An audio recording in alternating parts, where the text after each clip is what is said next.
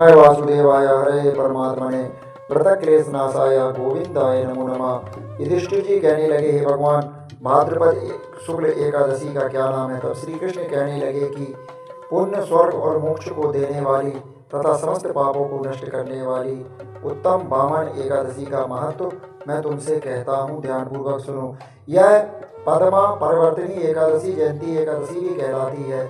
इसका यज्ञ करने से वाजपेयी यज्ञ का फल मिलता है। पापियों के समस्त पापों को नष्ट करने के लिए इससे बढ़कर दूसरा कोई उपाय नहीं है। अतः मोक्ष की इच्छा करने वाले को इस व्रत को अवश्य करना चाहिए और इस एकादशी के दिन भगवान के 5वें अवतार वामन अवतार की पूजन करना चाहिए। और जो कमल नयन भगवान का कमल से पूजन करते हैं अवश्य भगवान के समीप जाते हैं। जिसने भाद्रपद शुक्ल एकादशी का व्रत और पूजन किया उसने ब्रह्मा विष्णु सहित तीनों लोगों का पूजन किया। अतः हरिवासर अर्थात एकादशी का व्रत अवश्य करना चाहिए। इस दिन श्री हरि क्षीर सागर में शेषनाग की सैया पर भगवान करवट लेते हैं। इसलिए इसको परिवर्तन एकादशी भी कहा जाता है।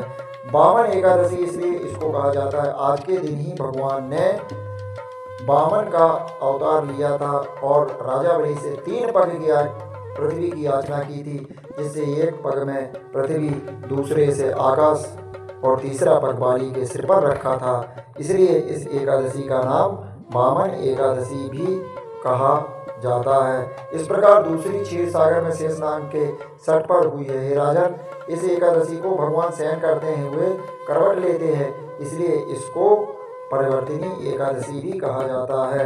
इस दिन तांबा, चांदी, चावल, दही का दान करना चाहिए और रात्रि को जागरण आवश्यक करना चाहिए।